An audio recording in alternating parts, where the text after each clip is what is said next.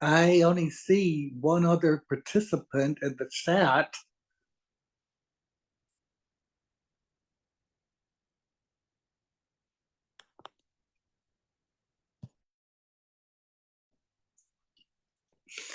Hello, my name is Robert Caldwell. At 48 years of age, I was diagnosed with autism spectrum disorder, which means I lived my whole life up to 48 years old on the spectrum.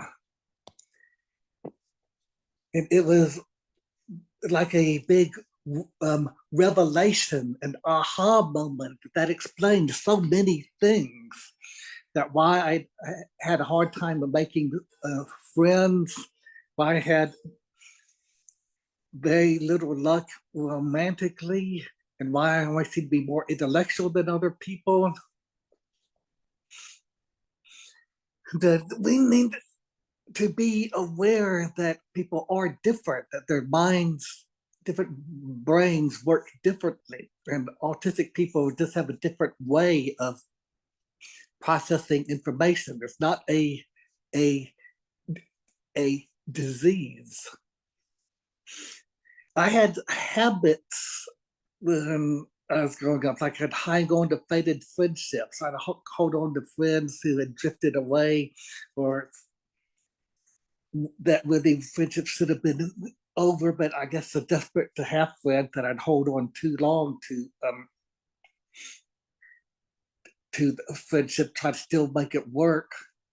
And I take comments seriously, like someone say, drop by any time. And then I did go drop by, they were too busy to see me. I took, literally, they didn't mean for me to drop by any time. And I worked at a grocery store, and I had finished everything and had just 15 minutes for my shift ended. And I went to the I swept the whole store. I thought that sounds like a major project. I only have 15 minutes. How can I sweep the whole store? He meant just to run the broom around a little bit before I left.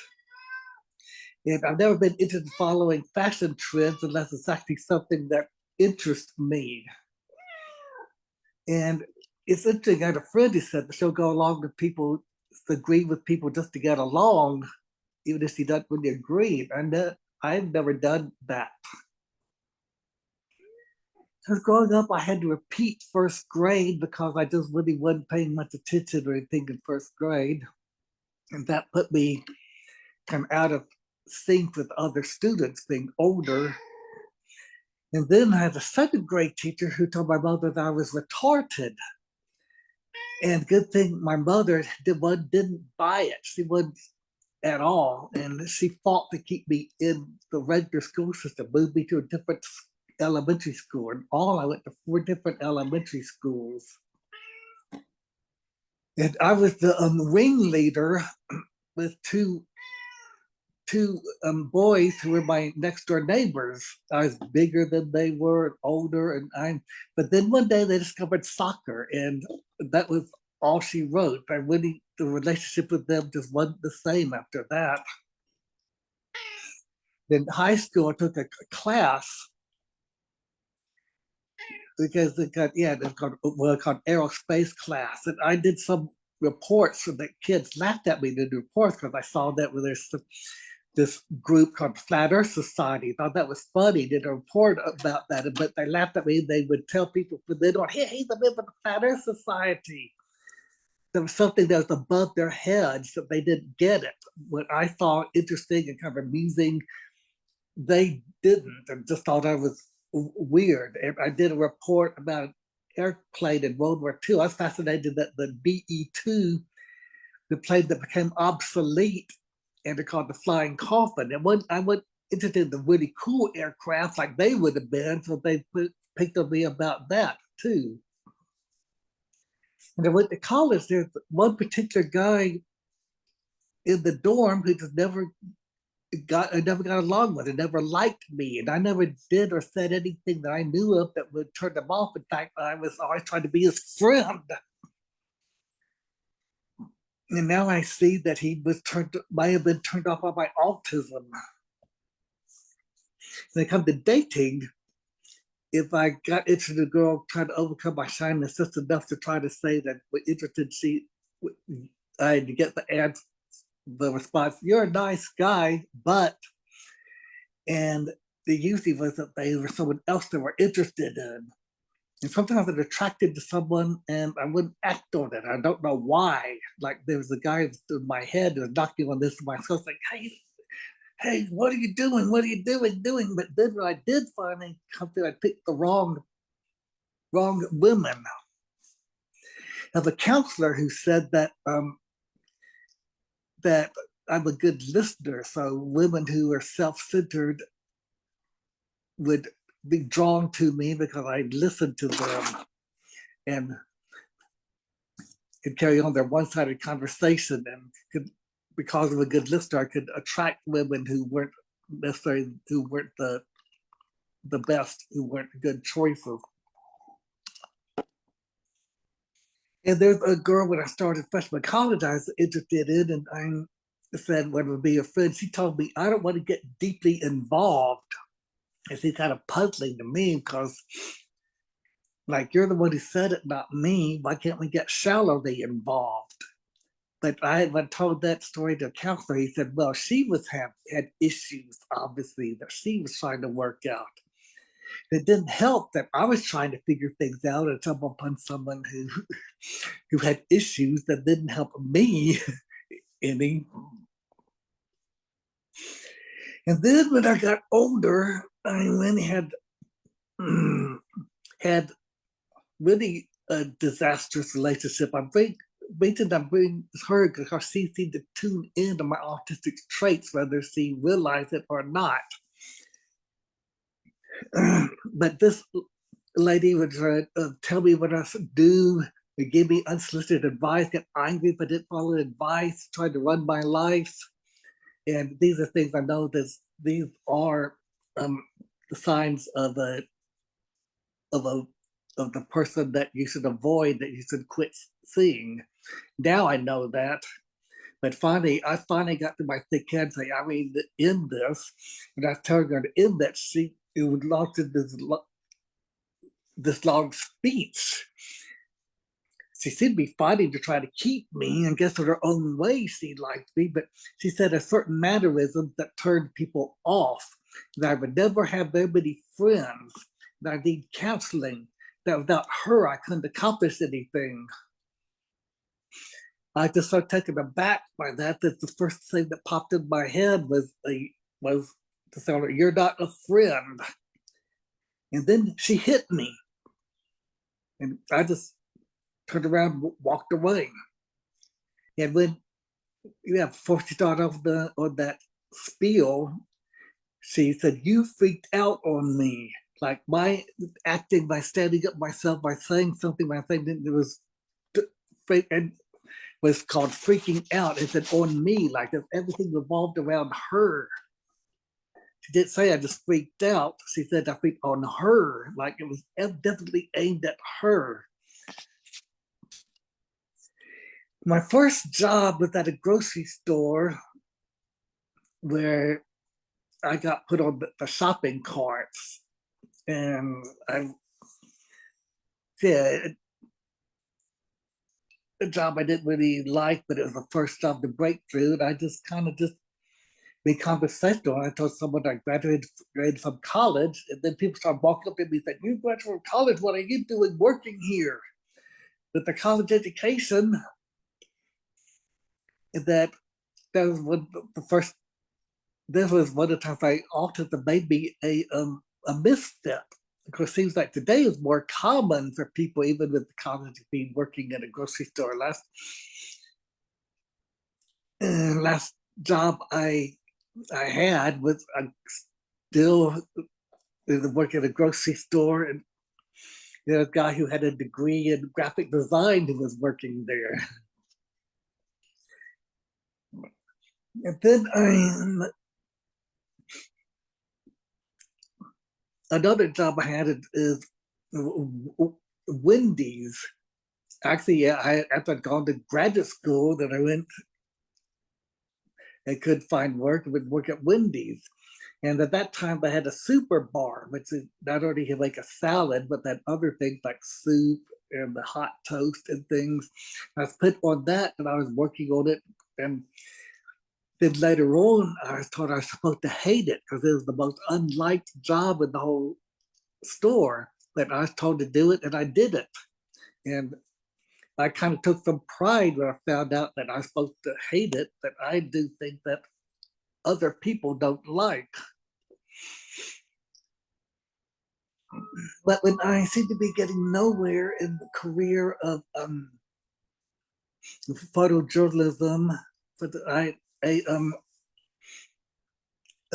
a graphic and art director that I knew suggested this place I go to study graphic commercial photography, a school.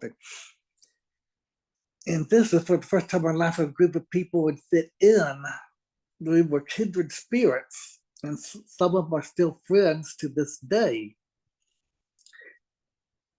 But then the portfolio center, it soon got to point where they had hard and fast rules that changed every day, and the teacher would tell you whether you failed or not, and had these issues there that I finally quit there. So after I quit that, I was living in Atlanta at the time. I lived in Atlanta. I got a job at a home decor place. And this was my favorite job. I made friends, got along with other employees, and got along with the managers. And the managers gave me good reviews and said that I was a good worker.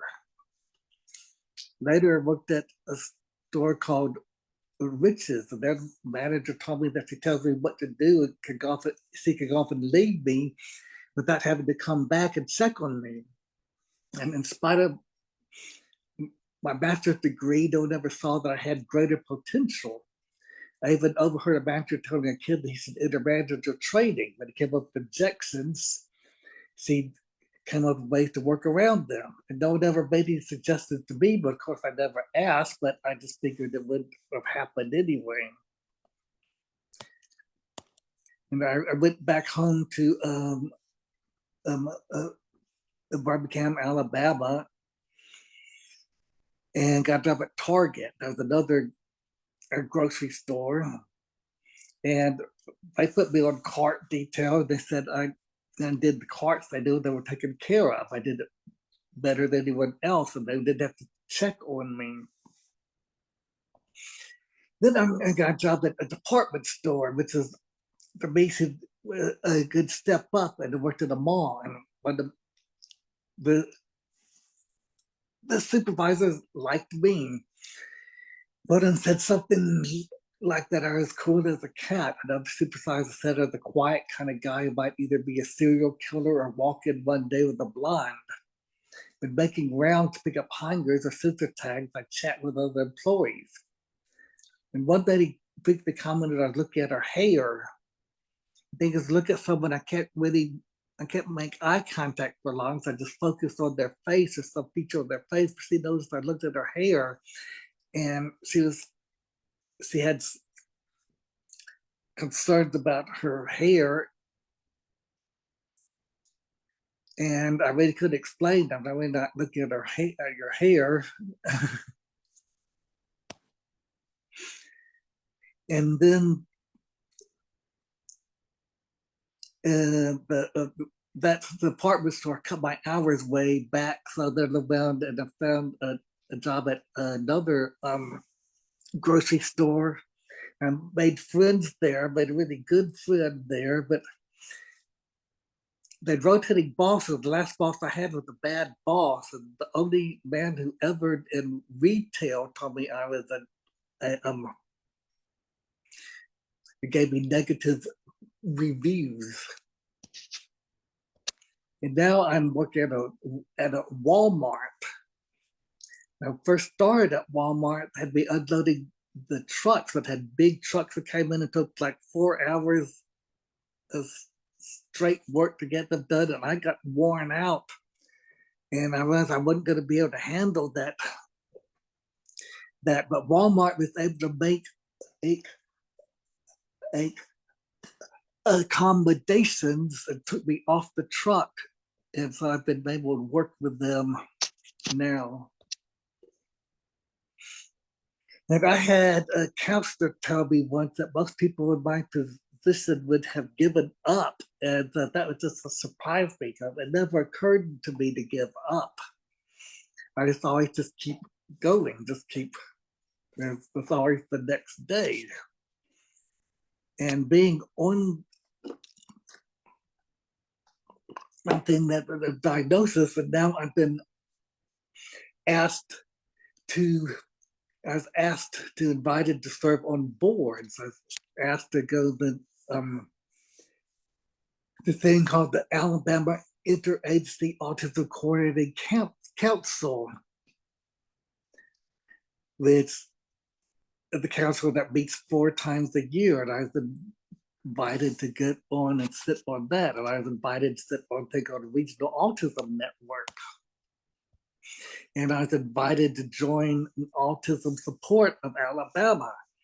And these are opportunities that never would have come to me otherwise if I weren't diagnosed on the spectrum.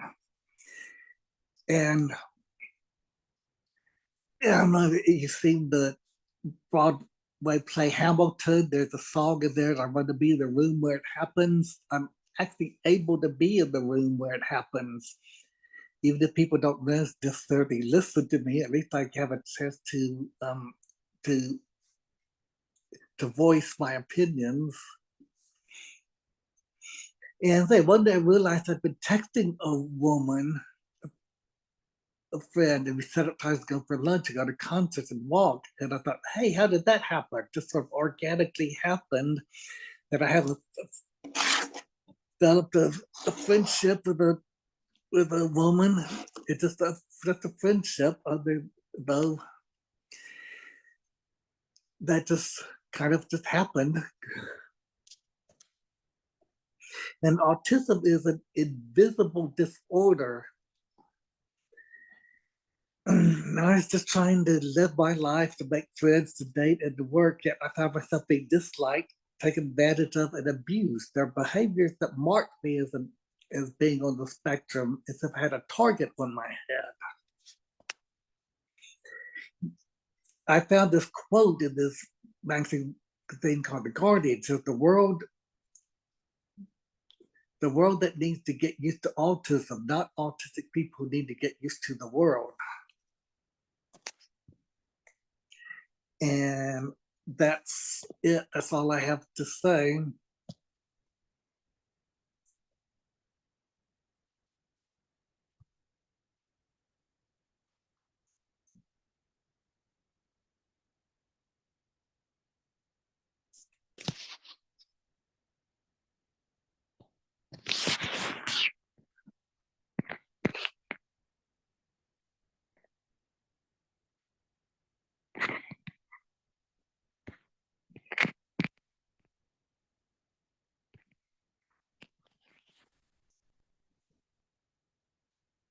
Hello?